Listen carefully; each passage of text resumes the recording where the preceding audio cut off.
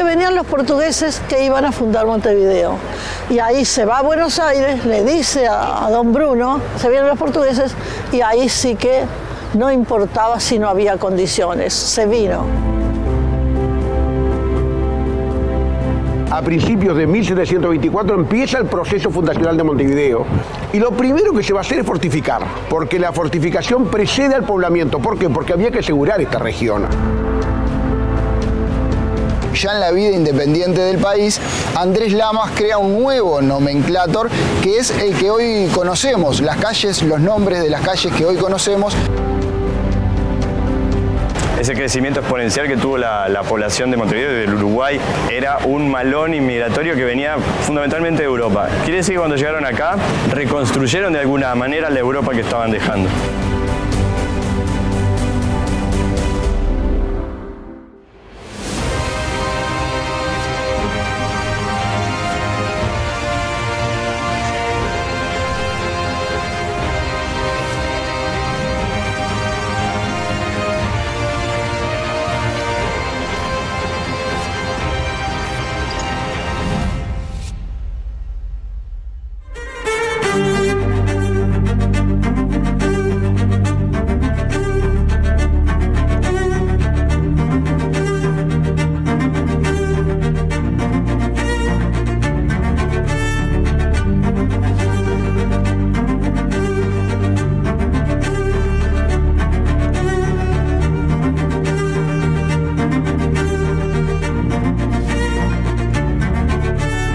Soy María Emilia Pérez Santarcieri, profesora de Historia, actualmente profesora emérita en formación docente, y tengo el gusto de empezar a hablarles de algo de los orígenes de Montevideo. Estamos en un lugar, en la Plaza Zavala, que puede ayudarnos perfectamente a referirnos a los orígenes de Montevideo. Y les voy a leer lo que dijo un viajero en 1531. Dice: no se puede describir la hermosura de esta tierra. Campos como la palma de la mano, ríos arbolados, otras alimañas del tamaño de potros recién nacidos. Esto lo dice un navegante portugués. O sea, tienen que hacer el esfuerzo de imaginarse cuando aquí no había construcciones, no había nada de esto. ¿Qué es lo que podía traer al colonizador y al conquistador? Si no había metales preciosos y los indígenas eran indomables, y bueno, lo que atrajo fue el ganado.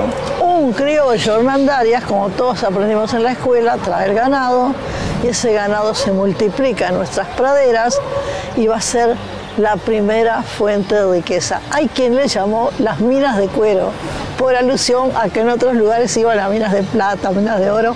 Acá dijo minas de cuero. Además, pensemos que en ese siglo, que se va a ir desarrollando la revolución industrial, va a precisar el cuero muchísimo. Entonces esto a la larga también va a tener ese interés internacional. Vamos a agregar otro interés internacional. Esto es una tierra de fronteras, porque estaba el imperio portugués y el imperio español. Estaban divididos por la línea que iba desde Pará a San Vicente.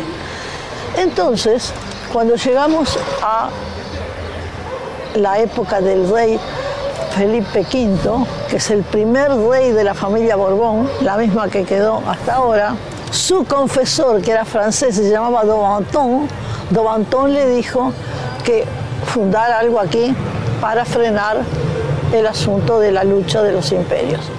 Y este hombre empieza a dirigirse a que se funde. Se dirige a Zavala.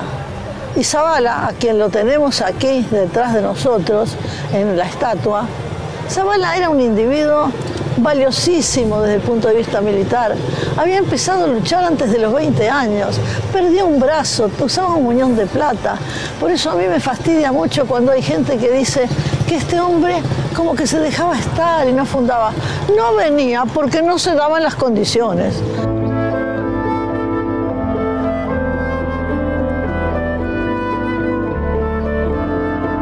En ese lugar desierto, casi como yo dije, había alguien, siempre hay alguien. Y había un señor, Pedro Leonardo, capitán, que era el práctico del río.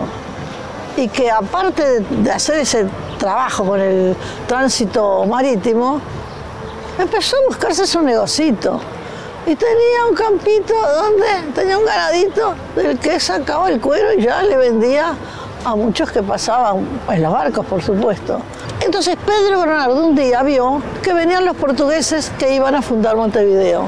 Y ahí se va a Buenos Aires, le dice a don Bruno, se vienen los portugueses, y ahí sí que no importaba si no había condiciones, se vino.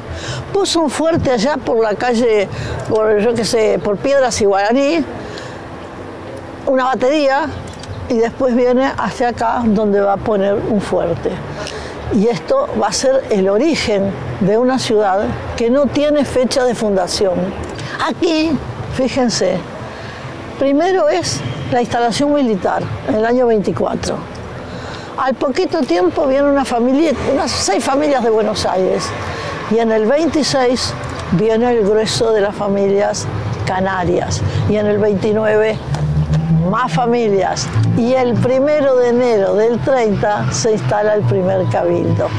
Entonces, fíjense, un problema que tuvo Montevideo. Cuando se iban a cumplir los 250 años de la ciudad, ¿qué festejamos? ¿Festejamos el 24, el 26 o el 30? Y a pesar de que eran años difíciles del país, se eligió bien, se eligió el 26. ¿Por qué? Porque de lo más importante de todo, era cuando viene la gente. Hay que pensar que esa gente que vino en el 26 y el 29, que venía con una mano atrás y otra adelante, se quedó un tiempo con la mano atrás y la otra adelante, porque tuvo que hacer su vivienda. ¿Y con qué la iba a hacer? Con cuero. Pero unas cabañas lo que hacían, ¿se dan cuenta? Solamente Gronardo se hizo una casa que tenía las paredes de adobe y que la hizo Juan de Flandes, y por eso, después lo vamos a ver, cuando se funda el primer cabildo, se toma la casa de este señor que había muerto. Hoy en día allí hay una placa que dice algo. Ahora, por supuesto, cuando ustedes vean la imagen, no piensen que esa era la casa de Gronardo. Ese es un edificio posterior que está ubicado donde estuvo aquella casa modesta de Gronardo, que de cualquier manera era la mejorcita que había en Montevideo. Ahora, la vida, se dan cuenta que fue tremendamente pobre y dificultosa. A esa gente lo que la alentaba es que le iban a dar un solar urbano, que le iba a dar un solar para una chacra y una suerte de estancia. Y otra cosa importante para la época, el título de don, porque don es el título de menor jerarquía en la escala nobiliaria. O sea que esta pobre gente recibía toda una serie de cosas, pero tenía que trabajar y mirar para el futuro. Luego se van a trazar las calles, ¿no es verdad? Y Petrarca va a hacer el trazado de la ciudad, y Millán va a hacer la distribución de los solares. Pero se dan cuenta que no existe el empedrado, no existe nada de eso. Y como el ganado es lo que más se va a consumir, tienen que imaginarse las calles llenas de restos de animales, por lo cual el cabildo después tuvo que hacer ordenanzas de todo tipo para cuidar la higiene. Hubo que esperar mucho tiempo para que esto empezara a tener verdaderamente un carácter de ciudad. Hay que pensar que Montevideo va a dar un salto cuando los Borbones, por 1778, decreten el libre comercio, que no es tan libre, por supuesto, pero que es un mayor número de puertos en España y un mayor número de puertos en América. Y entre ellos está incluido Montevideo. Entonces la parte comercial va a ser sumamente importante, porque Montevideo se prestaba enormemente para eso. Y la parte militar que cumplía el puerto se cumplía desde el apostadero naval. Y fíjense la importancia enorme, desde ahí se vigilaba todo el Atlántico Sur y las Malvinas. O sea, las Malvinas estaban en jurisdicción del Uruguay.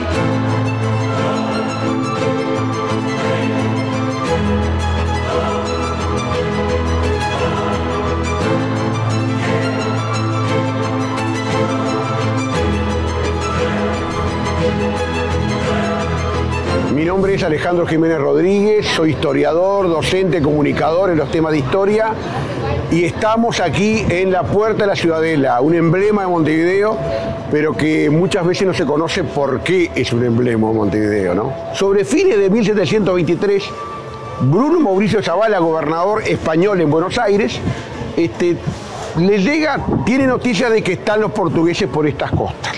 Manda una fuerza, logran reconquistar y allí, a principios de 1724, empieza el proceso fundacional de Montevideo, ¿no? Y lo primero que se va a hacer es fortificar, porque la fortificación precede al poblamiento. ¿Por qué? Porque había que asegurar esta región, había que asegurar esta costa.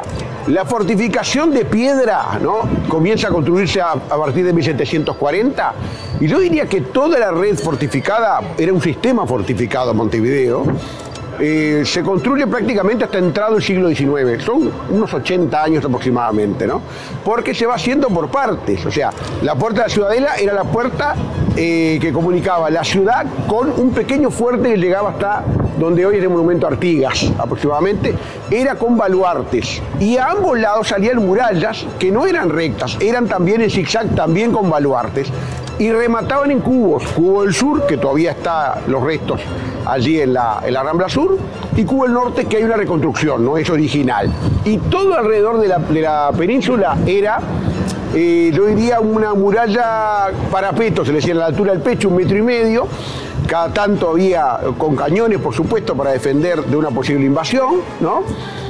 Más o menos la extensión, 1,5 kilómetros, en total de todo lo que era el recinto amurallado. O sea, la ciudad estaba contenida, encorsetada en aquella construcción de piedra.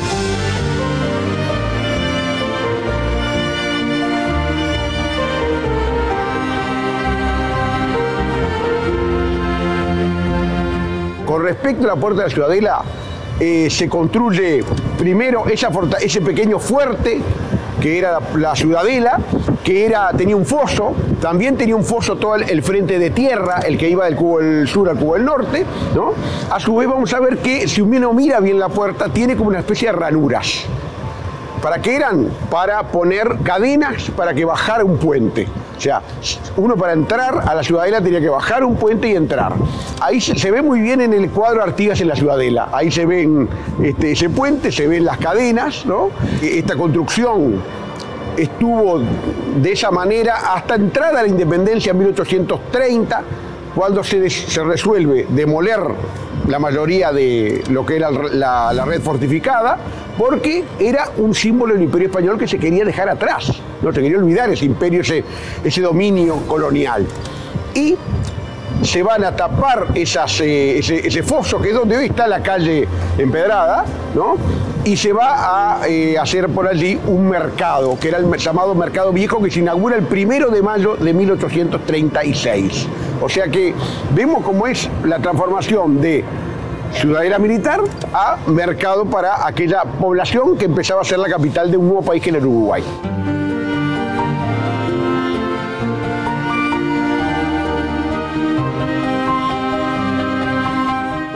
La pregunta con respecto a la Puerta de la Ciudadela es: ¿dónde estamos? ¿Estamos aquí adentro, intramuros, o extramuros, tomando en cuenta la época colonial? Estamos intramuros, estamos dentro de la ciudad. Para entrar a la ciudad, los portones de San Juan y San Pedro. Y desde aquí sí podíamos entrar a la Ciudadela, al interior de la Ciudadela, que tenía una plaza militar en el medio, una capilla, donde hoy está el monumento Artigas, y la puerta está donde estuvo en la época colonial. O sea, la gente venía caminando por la calle de la Carrera, que llamaba esta calle, hoy Sarandí, y veía la puerta como la tenemos hoy. Obviamente que estaba el foso, en la época colonial estaba el portón, la puerta levadiza, y era la visión que tenía en ese momento, que en eso es lo único que subsiste de esa época es esta puerta. La Puerta de la Ciudadela en algún momento fue retirada, ¿no? Cuando se demuele en 1876 la Ciudadela, se traslada al edificio de la UTU, ¿no?, que es allí en el barrio sur. 1890 aproximadamente se coloca ahí, y en 1959 se vuelve a colocar, fíjense ustedes cuántos años pasaron, en el lugar donde originariamente estuvo, siempre mirando hacia aquí.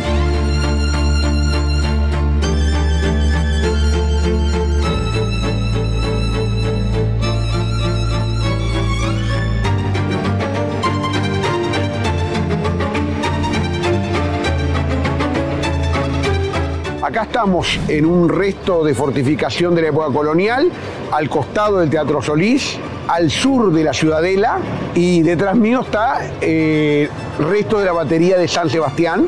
¿Se acuerdan que habíamos hablado de baterías o de baluartes, que es lo mismo, que cruzaban fuego? O sea, si había alguien que quería invadir, de la Ciudadela iba a salir fuego y de acá también iba a cruzar fuego para precisamente atacar a ese invasor, ¿no? Y lo bueno que tiene también este resto es que podemos ver cómo era la construcción, ¿no?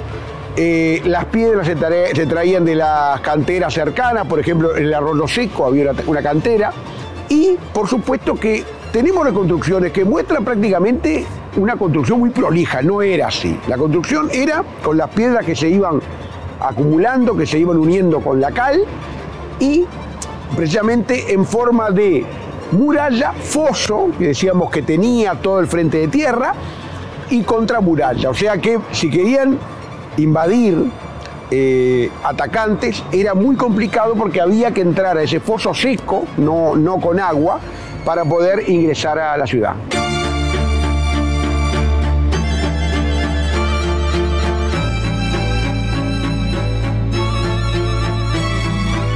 Para construir el foso se iba más o menos 3,5 metros hacia abajo, hasta llegar a la roca madre. Ahí se apoyaba la muralla, ¿no? La mitad quedaba para abajo, como quien dice, y la otra mitad, 3,5 metros, 4, hacia arriba. Luego estaba el foso, y luego venía la contramuralla, ¿no? Que precisamente era, en algunos lugares se permitía, incluso la altura permitía ingresar al foso, y había gente que en esta zona, por ejemplo, criaba vacas en el foso, o sea, tenía ganado en el foso. O sea que evidentemente aquella fortificación convivía con la gente, había habitantes, y si bien condicionaba mucho, también aquellos habitantes ya lo tenían incorporado como algo cotidiano. Como no era tan alta la muralla, en lo que era el borde de la ciudad, se podía ver hacia afuera, e incluso empezaron a hacerse paseos con respecto a lo que vendría a ser como hoy los paseos por la Rambla. La Rambla no estaba, en lo que llamaba el recinto. El recinto era la zona entre la construcción y la muralla.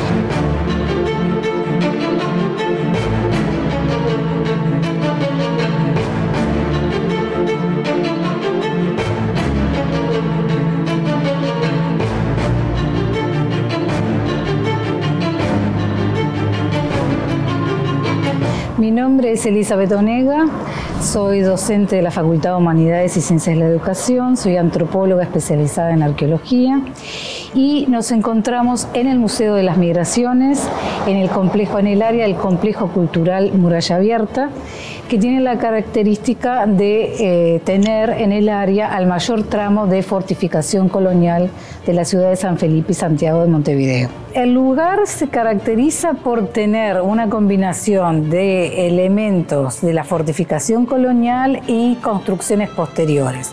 Dentro de lo que son la fortificación colonial tenemos un tramo de escarpa, que es la muralla interna de la fortificación, un área de foso, que eran 22 metros entre muralla y muralla, porque era un sistema de doble muralla, y un área donde se emplaza la batería de San Pascual. A mi espalda lo que tenemos es la escarpa, un tramo de escarpa que unía el Cubo del Norte, que es otra saliente defensiva, con la batería de San Pascual.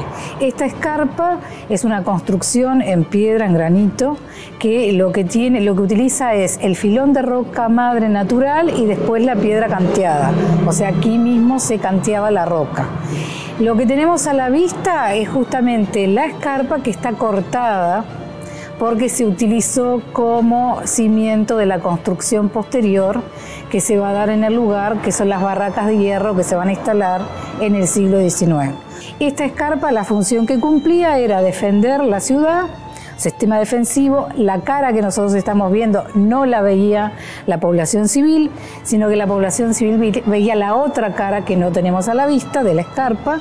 Tiene una inclinación que se hace justamente en ese sistema de construcción defensiva para que las balas de cañón peguen en la cara de la muralla y caigan al foso. Es un área totalmente militar, por aquí no pasaba la población civil.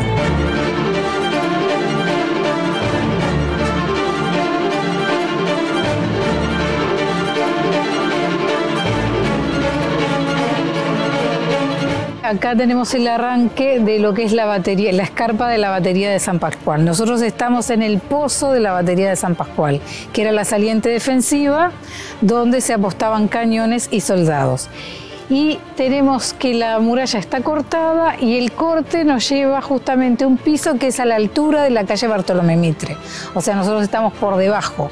Por acá entraba el cuerpo de guardia justamente a lo que era la batería de San Pascual.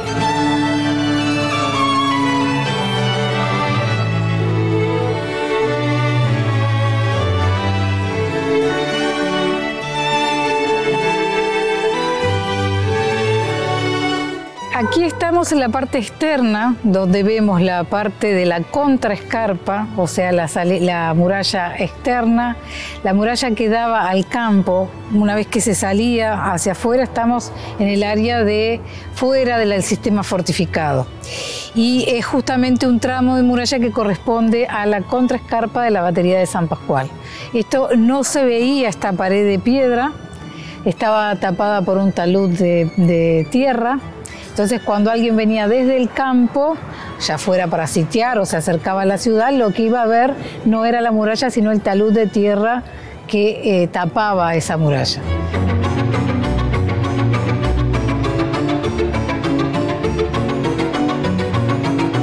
En 1829 es que se decide tirar abajo murallas, que se decide tirar abajo la de Montevideo y las de Colonia del Sacramento, por orden de la Asamblea General Constituyente. Este lugar va a pasar a ser un lugar ocupado por barracas de hierro, con inmigrantes que van a estar apostados en este lugar, entre ellos McKitchen y otros más que van a, de alguna manera, a hacer una reutilización del espacio. Eso lleva a que tenemos construcciones del siglo XVIII como las murallas, siglo XIX producto de esas barracas de hierro, por ejemplo los galpones que tenemos hoy y toda la parte de hierro que tenemos es parte de esas murallas, y modificaciones que sufrió durante el siglo XX, que pasa a manos del Banco de Seguros del Estado, que va a ser el dueño de este predio.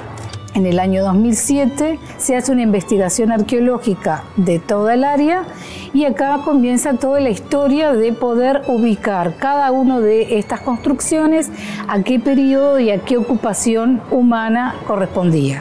Y después que esto se terminó, se empezó a trabajar con la Intendencia y el Banco de Seguros para darle un destino a este lugar que se consideraba que no podía volver a estar cerrado a la gente. Y a partir de allí pasa el predio a la Intendencia, se instala el Museo de las Migraciones y este complejo muralla abierta, el destino que tiene es cultural. Y esto lleva a que se haya recuperado un área patrimonial importante a la ciudad, que los vecinos puedan incorporar el patrimonio a su cotidianidad, que los visitantes y los turistas puedan disfrutar del espacio. Entonces hay toda una transformación que se logró a través de una buena gestión.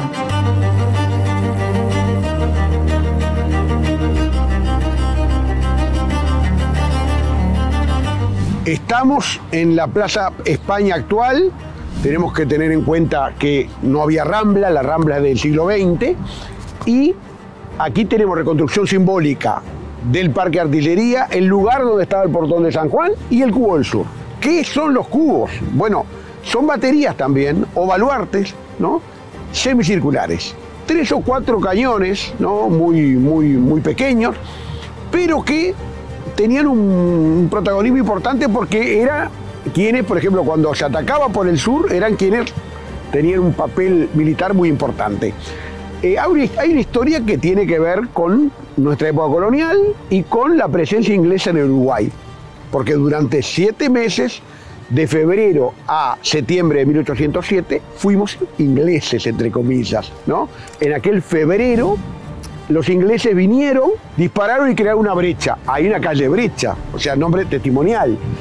Perforaron la muralla y en la noche escalaron el cubo y pudieron entrar aquí, luego de un gran combate, por supuesto.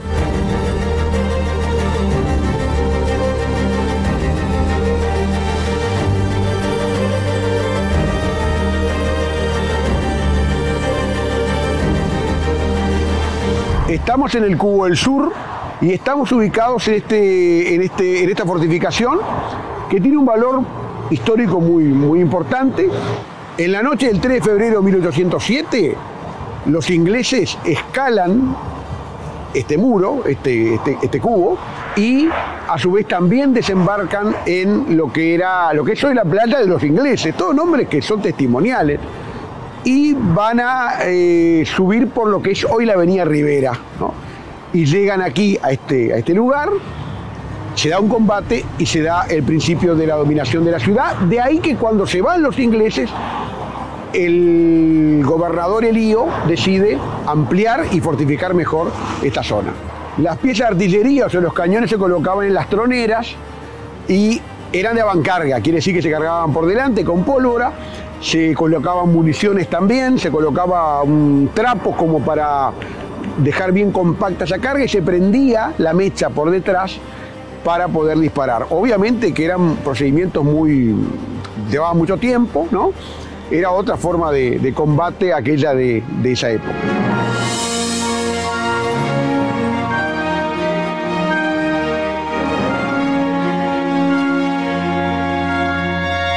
Montevideo era un puerto negrero por excelencia, un puerto de comercio negrero. Llegaban aquellos inmigrantes obligados, ¿no? Como eran los negros, y por acá, además de pasear la gente, los domingos venían, ¿no? Con sus tambores, los negros, que era una forma de mantener un poco vivas sus tradiciones, y por eso que se hablaba del candombe del recinto, acá en esta zona, ¿no?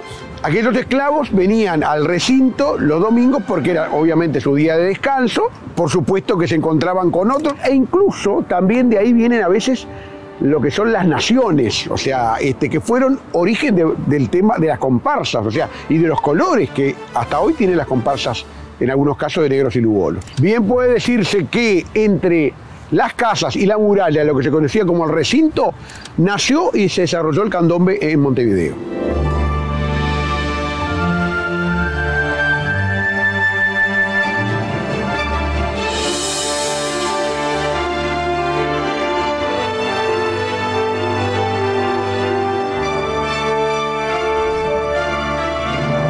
Estamos en las bóvedas, que es parte de las fortificaciones del norte del Frente de Tierra, que se construyen a fines del siglo XVIII, del 1794 a 1806 aproximadamente, es el proceso de construcción. Eran 34 casetas o casamatas, acá tenemos 2 nada más que sobrevivieron, y que se unían con el cubo del norte, ¿no? Constituyendo prácticamente un solo conjunto, el cubo y las bóvedas. Se usaba con una finalidad de arsenal, ¿no? Son bóvedas con un estilo bastante derivado de las bóvedas romanas, ¿no? Se conectan entre sí, además, ¿no? Y son antibombas. Si uno le mira el grosor de esa pared, es tremendo. Y a su vez los cañones eran subidos por rampas de madera al techo y desde ahí se disparaba. Y también había ventanas para que se pusieran artilleros a disparar en caso de una invasión. Hay que tener en cuenta, estamos frente a la bahía de Montevideo. O sea, por aquí, evidentemente, si querían invadir y tomar la ciudad tenían que entrar también.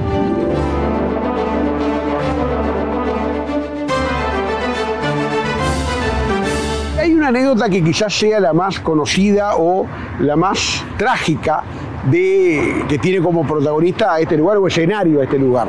Fue en febrero de 1815, se terminaba la presencia porteña aquí, quienes defendían a la ciudad quisieron tirar al agua, que el agua estaba al lado, o sea, no había rambla, obviamente el agua estaba muy cerca, quisieron tirar pólvora de adentro de las bóvedas. Una pala toca el piso de piedra y se produce una chispa y una gran explosión, mueren más de 100 personas en una ciudad de 8.000 habitantes. Fíjense ustedes, o sea, una cantidad muy grande. Y bueno, se van los porteños y empieza la dominación patriota en ese momento. O sea, ese es un momento bastante, puede decirse, histórico, ¿no? de este lugar.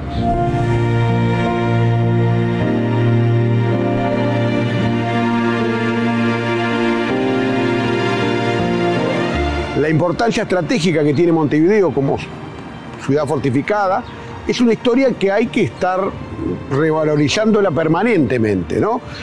Hoy en día tenemos 400 metros aproximadamente de muralla, ¿no? Mucho se ha declarado patrimonio o monumento histórico nacional, lo que impide que la tiren abajo. pero sin ninguna duda tenemos mucho que hacer todavía en cuanto a la preservación y a la difusión y al rescate de este patrimonio.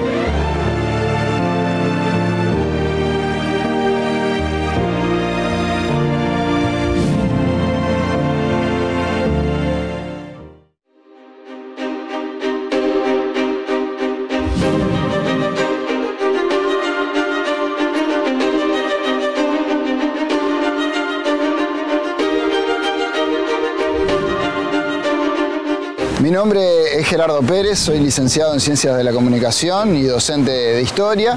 La historia de Montevideo, como la del país, se puede estudiar, analizar, disfrutar desde diferentes ámbitos. El estudiar las calles es uno de esos aspectos que nos cuentan parte de la historia de Montevideo y particularmente de la Ciudad Vieja. La Ciudad Vieja ha tenido un cambio en el nombre de sus calles que van marcando diferentes etapas.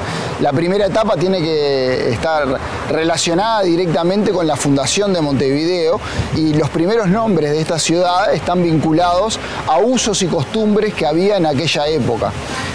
Más adelante, con los años, esos nombres fueron cambiando. En el año 1778 aparecen nombres del santoral, lo cual indica la fuerte influencia que tenía la Iglesia Católica en aquel momento. Pues ya en la vida independiente del país, Andrés Lamas crea un nuevo nomenclátor que es el que hoy conocemos. Las calles, los nombres de las calles que hoy conocemos, se dio en un contexto muy particular, que fue en el medio de la Guerra Grande. Montevideo sitiada por las fuerzas de Oribe que estaban en el Cerrito, y Andrés Lamas tenía la preocupación de controlar todos los movimientos que se daban en esa ciudad sitiada. Y una forma de controlar, él como jefe de policía, fue dar nombre exacto y número exacto a cada casa para tener control de quién entraba y quién salía a la ciudad.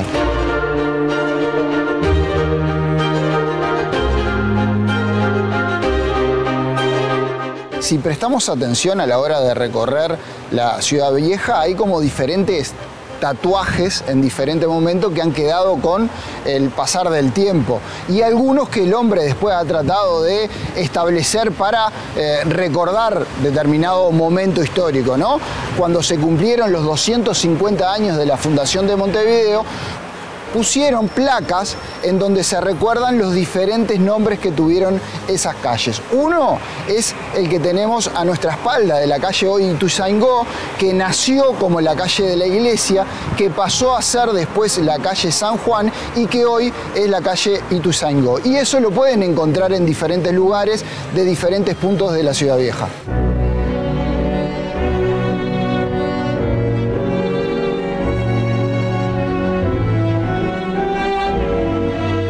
La religiosidad, obviamente, ocupaba un papel importante en la población.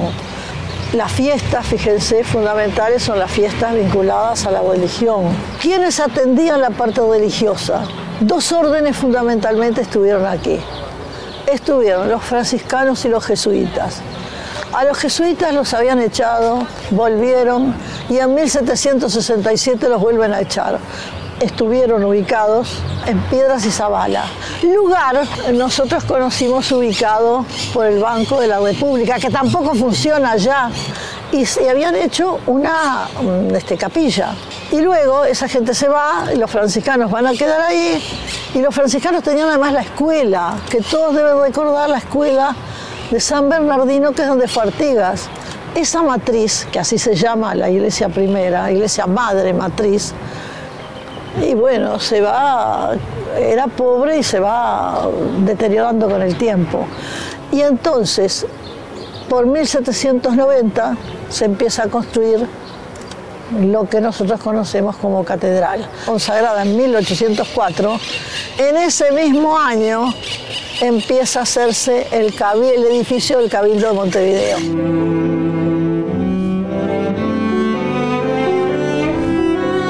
A nuestras espaldas hay una institución que fue emblemática a lo largo de toda la vida colonial de Montevideo. El Cabildo nace en 1730 y va a estar presente hasta que aparece la Constitución de 1830, es decir, que tuvo vigencia durante 100 años. El Cabildo venía a ser algo así como lo que hoy es la Intendencia Municipal de Montevideo. intentaba cumplir funciones similares, de orden de la ciudad, de alambrado, de salubridad, y en ese sentido aparecen diferentes historias relacionadas con lo que era el incidir del cabildo en la vida cotidiana de los habitantes de Montevideo, como por ejemplo es el caso de la formación de lo que se conoce hasta el día de hoy con el nombre del Caserío de los Negros. ¿Qué es el Caserío de los Negros? Era un lugar donde se determinó colocar a los esclavos que llegaban a aquel Montevideo, que con el tiempo se convirtió en un puerto negrero, para que pasaran allí una cuarentena, para que estuvieran sanos y ahí sí en ese momento poder traerlos y poder comercializarlos. El primer barco que recala aquí en Montevideo va a bajar unos esclavos muy dañados con enfermedades y que esas enfermedades a su vez van a contagiar a algunos de los habitantes de Montevideo. Eso genera un gran revuelo en la población porque mueren algunos de los habitantes de Montevideo. El cabildo termina determinando de que tiene que la empresa que se llamaba de Filipinas tiene que construir unos galpones lejos de lo que era aquel Montevideo, lo que hoy es la Ciudad Vieja. ¿Dónde estaban construidos aquellos galpones? Determinaron que fuera entre la desembocadura del Miguelete y el Cerro.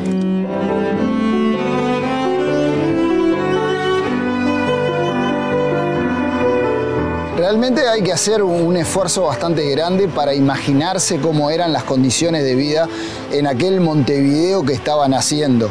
Muchos coincidían de que era muy difícil que se creara una población en este lugar por las dificultades del acceso al agua potable. No pasa como nos pasa hoy en día, una cuestión tan simple como ir y abrir una canilla. En aquella época había que hacer pozos para llegar al agua potable. Y en esto de hacer pozos, los aguateros se convierten o ganan un lugar muy importante, porque un elemento tan vital como el agua potable era necesario para sobrevivir. Los aguateros van a ser los encargados de traer el agua y de comercializarla aquí por lo que era aquel Montevideo colonial.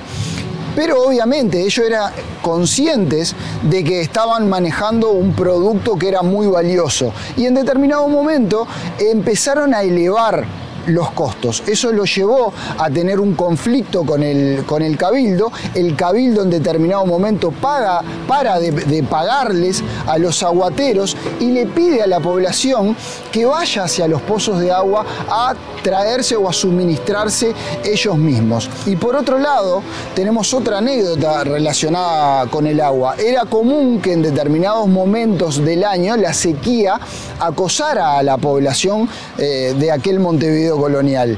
Entonces, tratando también de ver qué particular era la vida en aquel momento, el cabildo decide establecer 9 días para que la población se acercara a la iglesia matriz a rezar para pedir que lloviera, lo cual de alguna forma nos muestra lo que era aquella realidad de fuerte creencia, hombres de fe en un ambiente bien complejo de sobrevivir.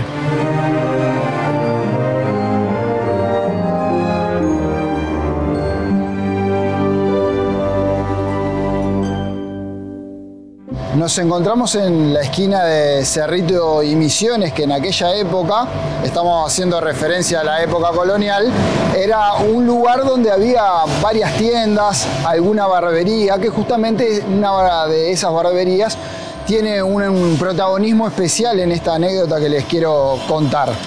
Corría el año 1813, cuenta Isidoro de María, cuando 6 tigres que habitaban la zona de lo que hoy es Pajas Blancas, el cerro, se trasladan hacia esta zona porque se produce un incendio en la zona del cerro y a nado cruzan y llegan hasta aquí, hasta lo que en aquel momento era San Felipe y Santiago de Montevideo. Cruzan en la noche, por lo tanto los vecinos no se percataron de la presencia de estos 6 tigres que se van colocando en diferentes lugares de la Ciudad Vieja.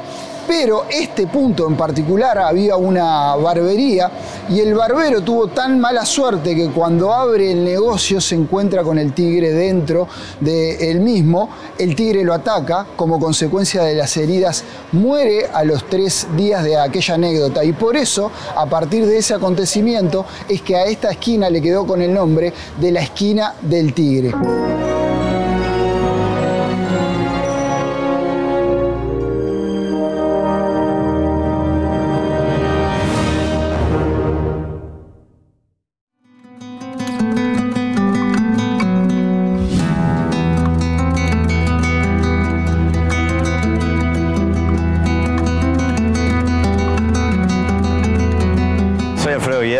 Soy artista visual y la verdad que todo mi trabajo como artista tiene como base el fenómeno urbano y para el caso la ciudad de Montevideo, ¿no?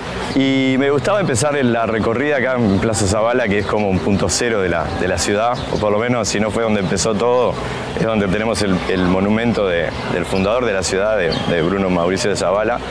De hecho estamos parados en los terrenos que fueron el fuerte de la ciudad y la casa del gobernador de Montevideo, increíblemente. Enfrente tenemos al Palacio Taranco, que era donde estaba otro hito de ese momento de la ciudad colonial, que era la Casa de Comedias. La ciudad de Montevideo, a pesar de sus jóvenes 300 años no cumplidos, ha tenido un dinamismo y un nivel de cambio insólito, ¿no? Lo podemos ver en la plaza, incluso en todos los alrededores, el eclecticismo de la arquitectura. Tenemos piezas del final del siglo XIX, principios del siglo XX, de mitad del siglo XX.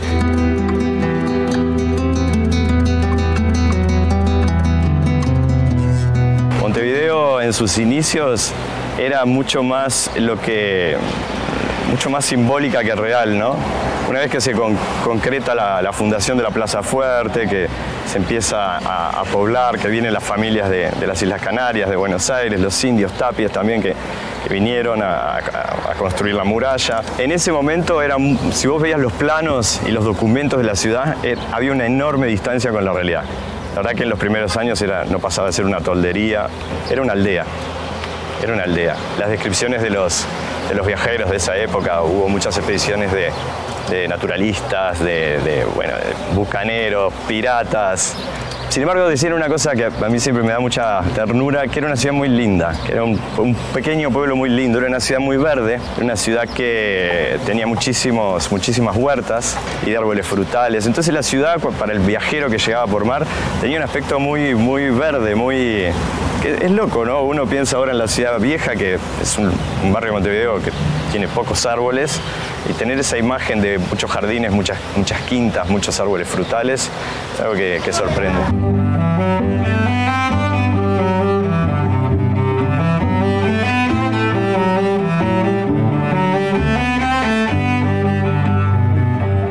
La ciudad fue diseñada según las leyes de Indias, que no hay que olvidarse que en ese momento las ciudades en América resultaron la materialización de los ideales del Renacimiento, ¿no?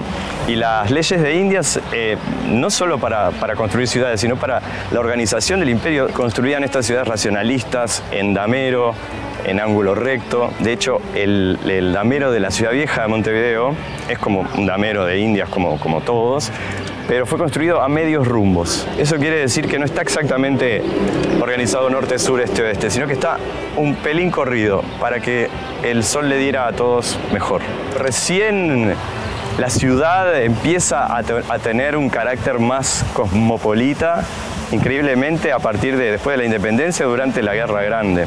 Y ahí hay una gran explosión demográfica, yo te diría hacia la década del 70 del siglo XIX, 70 y 80. Estoy hablando de un fenómeno que la población aumentó muchas veces en un cortísimo periodo de tiempo.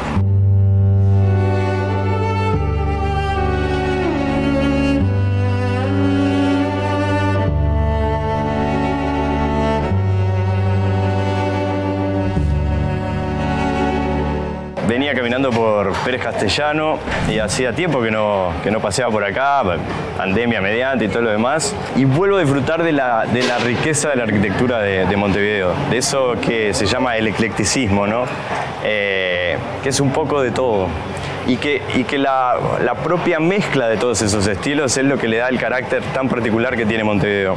Ese crecimiento exponencial que tuvo la población de Montevideo y del Uruguay en las últimas décadas del siglo XIX era un malón inmigratorio que venía fundamentalmente de Europa. Quiere decir que cuando llegaron acá, reconstruyeron de alguna manera la Europa que estaban dejando. En ese momento, entre finales del siglo XIX y principios del XX, lo que se usaba era el eclecticismo historicista, que es este estilo que se alimenta de muchas corrientes históricas del pasado.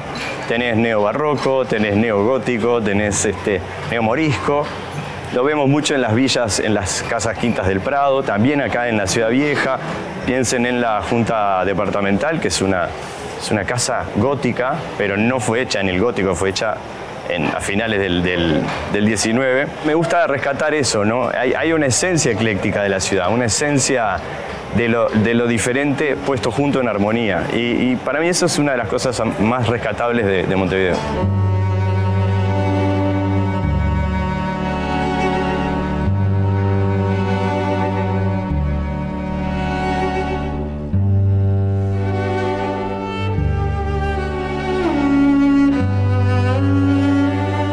Bueno, las casas coloniales eran bastante más austeras de lo que trajo después las construcciones del eclecticismo historicista. Las casas coloniales eran en su mayoría de un solo nivel, tenían techo de tejas o azoteas y estaban apenas encaladas por fuera, la mayoría eran blancas, pero no había adorno. El máximo adorno podía ser algún trabajo de herrería en las ventanas, pero no como lo que vino después, toda esta profusión de pilastras y frontones y jarrones y columnas, que eso lo trajo de alguna forma el final del siglo XIX, ¿no? Hay que pensar que la colonia como tal se terminó en 1830, o sea, quedan muy pocas construcciones de esa época, por no decir casi nada. Lo que sí tiene Montevideo es mucha influencia de arquitectura italiana, francesa, del norte de Europa, en una amalgama que termina siendo armónica a pesar de las diferencias de los estilos por una cuestión de la escala. La escala desde el ancho de la calle hasta la altura de los edificios. No importa que vos tengas un edificio al lado de otro y que no correspondan a la misma época. La armonía se da justamente en el eclecticismo.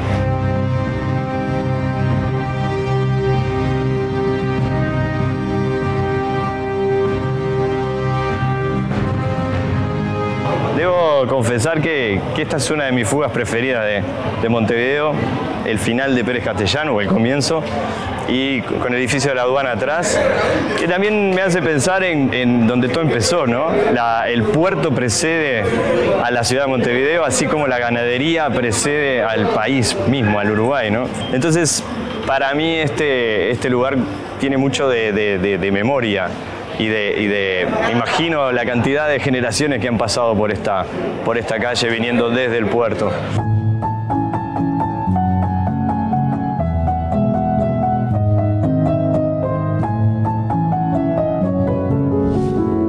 Nos movimos un poquito a calle Washington, que es una de las calles que termina en Plaza Zabala. La calle Washington es un buen ejemplo de lo que es la Ciudad Vieja barrio, ¿no? Donde aún viven las personas, porque la Ciudad Vieja es una parte de la ciudad que ha sufrido un continuo vaciamiento de su población desde hace décadas. Pero bueno, la parte más de la península aún conserva rasgos de barrio. Y tiene una cosa que a mí me gusta mucho, que es una cierta escala menor, más modesta si se quiere, pero que no va en detrimento de la riqueza y la variedad arquitectónica que encierra. De hecho, una puesta en valor de varias fachadas de esta calle, que fue hecha a partir de una acción del municipio B de Montevideo, lo que hizo fue simplemente restaurar las fachadas, pintarlas todas de unos colores que combinan entre sí, y con ese gesto, con ese hecho que parece tan pequeño, bueno, lograron un efecto que a mí me encantaría que se aplicara en toda la ciudad, porque muchas veces a Montevideo le pasa que le falta un poco de brillo, ¿no? O al menos un poco más de cariño de la gente, porque a veces nos resulta difícil apreciar su belleza atrás de cartelería abusiva, de grafitis, de mal mantenimiento. Entonces, acciones como esta ayudan y mucho a la ciudad de Montevideo.